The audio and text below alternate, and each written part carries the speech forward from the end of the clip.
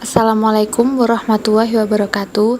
Saya Della Ernalia dengan NIM 4113026 akan mempresentasikan tentang resume Jurnal Sistem Informasi Geografis.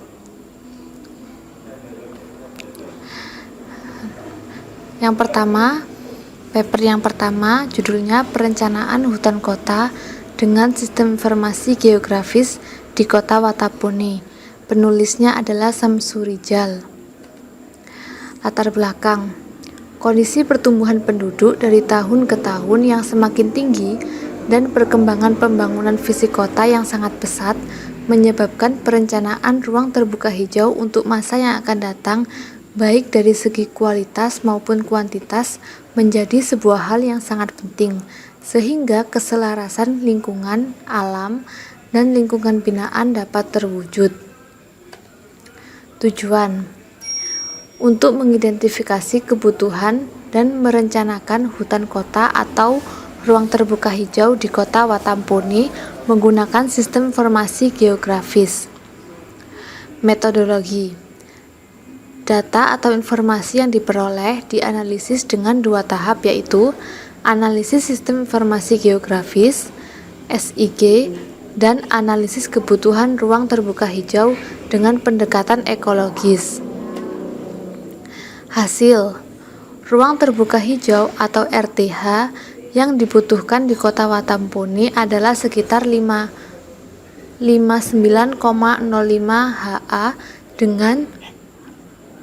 dengan jumlah penduduk 118,099 jiwa. Kesimpulan: perencanaan pembangunan hutan kota di Kota Watapone dilakukan di Kecamatan Tanete, Riatang Barat pada wilayah pengembangan perdagangan, pasar sentral dan terminal. Kecamatan Tanete Riatang, daerah Gor Watapone dan TPA, serta Kecamatan Tanete Riatang Timur, yaitu hutan kota wisata Tanjung Palete dan hutan kota tipe industri Celu dan Bajoe.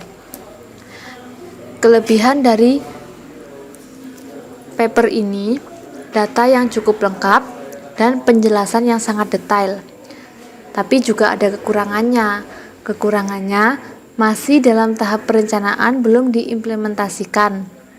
Jadi ini masih cuma rencana-rencana saja. Yang kedua, belum jelas sistem informasi geografis yang digunakan. Yang ketiga, penataan paragraf kurang bagus. Nah, paper yang kedua, pemetaan jaringan drainase berbasis quantum GIS open source di Kota Makassar. Penulisnya Safruddin Rauf. Latar belakang: fenomena banjir sangat erat kaitannya dengan kehidupan masyarakat. Kerusakan drainase dan minimnya sarana saluran pembuangan air ini akibat peningkatan jumlah penduduk setiap tahunnya, penambahan jumlah pembangunan industri dan perkantoran, serta perumahan penduduk di Kota Makassar, Provinsi Sulawesi Selatan. Masa peningkatan infrastruktur kota harus mengimbangi perubahan tersebut. Salah satunya adalah sistem drainase kota berbasis GIS.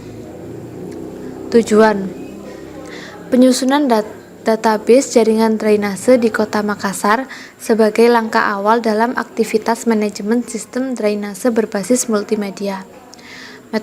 Metodologi: mengacu pada Sitlakom, dimulai dari tahap survei, investigasi perencanaan, pembebasan lahan, konstruksi, operasi, dan pemeliharaan, serta ditunjang dengan peningkatan kelembagaan, pembiayaan, serta partisipasi masyarakat.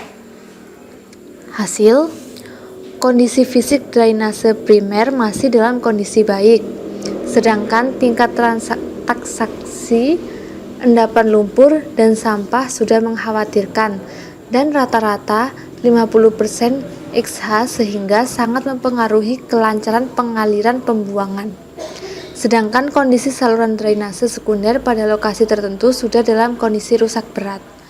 Kesimpulan: Jaringan jalan Kota Makassar, khusus di wilayah studi, menunjukkan bahwa banyak yang rusak, yang diakibatkan oleh banyaknya endapan lumpur dan sampah pada saluran drainase, yang mengakibatkan terjadinya genangan air pada badan jalan pada saat musim hujan. Kelebihan dari paper ini, yang pertama menggunakan software open source yaitu Quantum GIS.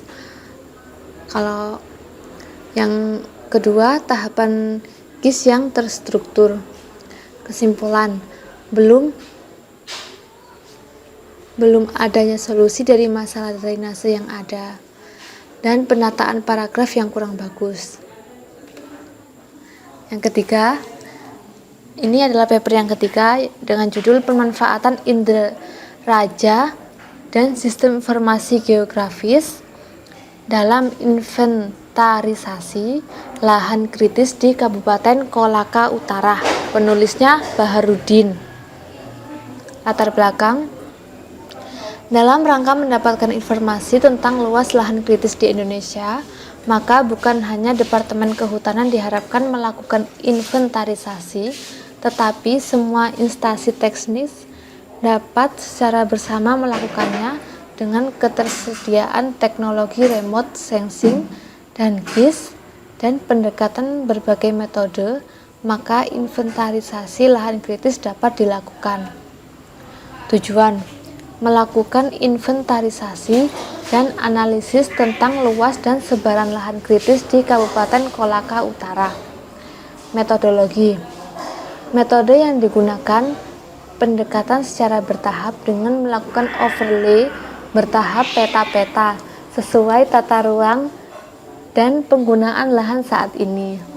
Salah satu analisis dasar yang digunakan dalam penyusunan basis data lahan kritis adalah analisis kesesuaian lahan dan penggunaan lahan aktual.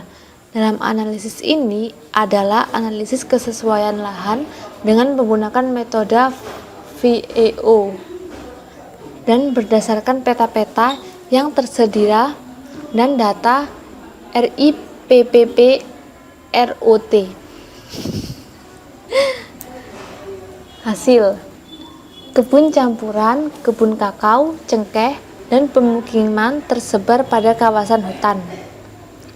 Kondisi tersebut menyebabkan lahan menjadi potensial kritis karena tidak sesuai dengan fungsi peruntukannya. Sedangkan yang menyebabkan lahan menjadi agak kritis dan sangat kritis adalah ditemukannya penggunaan lahan atau penutupan lahan berupa alang-alang, belukar, semak, dan kawasan hutan. Kesimpulan, rendahnya produktivitas lahan pada masing-masing lahan yang tidak sesuai dengan peruntukannya menyebabkan lahan menjadi potensial kritis, dan lahan kritis dan potensial kritis menyebar pada semua kawasan, baik di luar hutan maupun di dalam kawasan hutan. Kelebihan dari paper yang ketiga ini yaitu kerangka pemikiran yang jelas, penggunaan inderaja dan SIG. Kekurangannya penataan paragraf yang kurang bagus. Jadi dari 3 paper yang tadi kekurangannya itu sama, penataan paragraf kurang bagus, jadi bisa diatur lagi agar dilakukan perbaikan agar lebih bagus lagi. Nah, sekian presentasi dari saya, kurang lebihnya mohon maaf. Assalamualaikum warahmatullahi wabarakatuh.